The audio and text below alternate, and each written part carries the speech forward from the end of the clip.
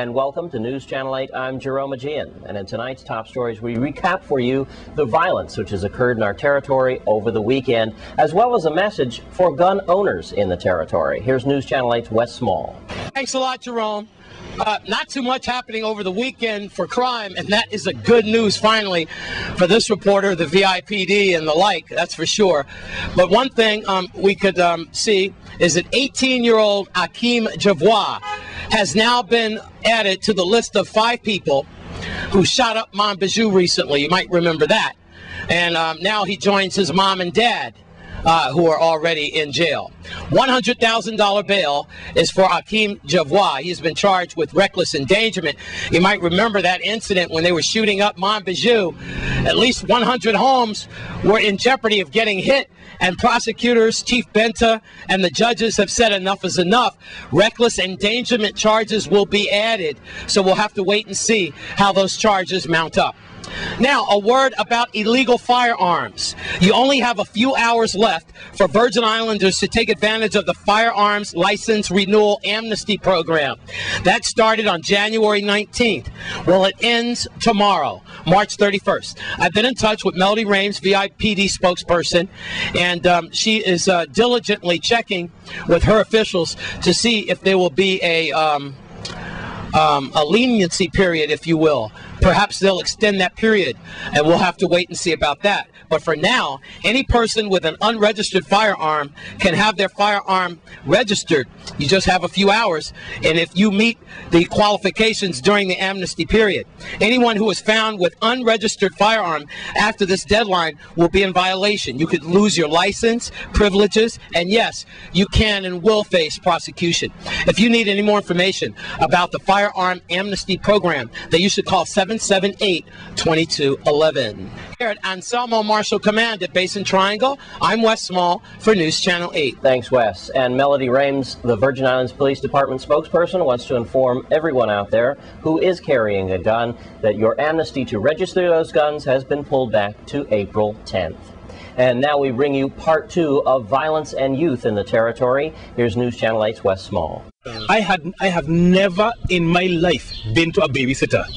Never in my life. I either was taken care of by my parents, or an older sibling was at the house, or on occasions when my father had to go to his Rotary meetings when I was a little boy, I'd be taken to my mother's sister, my dear Aunt Clarissa, or my Aunt Gertrude. I mean, and so this whole notion of parents chasing money at the expense of children is what is the cause of this. We need to recognize that it is not the nature of a human being to be angry. We never get tired of being happy, we get tired of being angry. And so this whole psychological transformation that has to go on for children to see no need to preserve another's life is the result of a society where we have conditioned these children through neglect and through media. For example, we will censor profane language on television. We censor sex on television, but we don't censor murder. You can see a person graphically killed on primetime TV.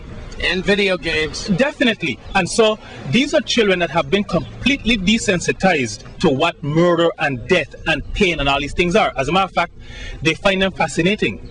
And we are our parents, despite their modest incomes, their modest levels of education, they raised decent people. All right, we've just heard from Senator Wayne James, and basically Senator Sanis, he talked about preventive measures, about culturizing the children again and starting from ground zero, working our way up. Briefly, I know you're right in the middle of a meeting. You just left the Senate hearings just the other day with Public Safety, Homeland Security, and the like, and you're not happy. I could see the expression on your face and the other senators. Enough is enough. Even Senator Neville James looked at the police commissioner and said, "You got to go. You're just not doing a good enough job."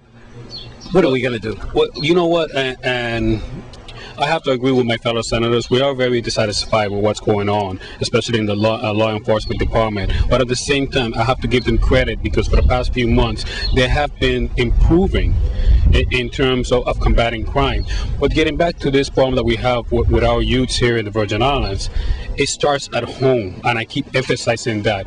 We cannot allow, we should not let the government become a babysitting service.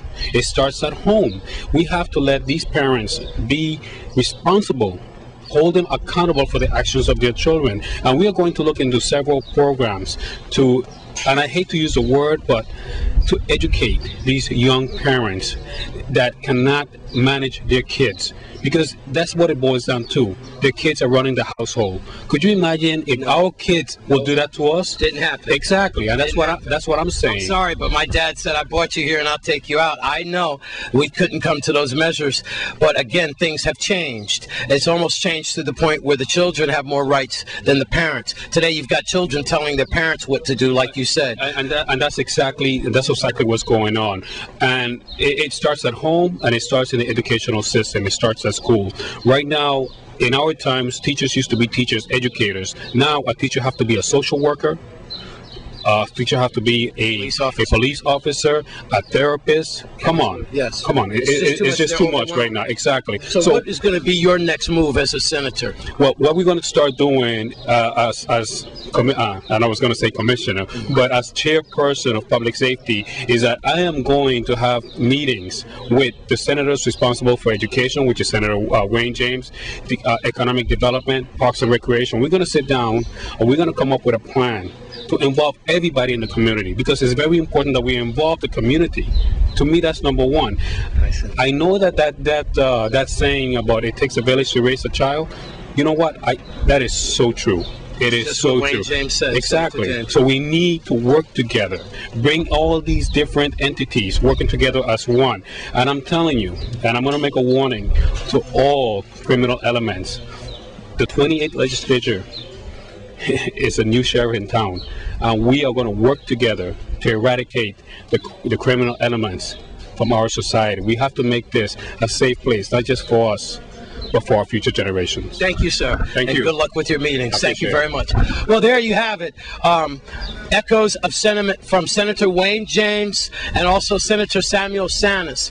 Not only a warning to the criminals out there, but from Senator Wayne James, we need to start from the bottom up and restructure our lives in a whole. We've lost a generation here, and on our watch, we just don't want that to happen. Here in legislature, I'm sure that we'll be back to address this problem. We're talking about our children. I'm Wes Small for News.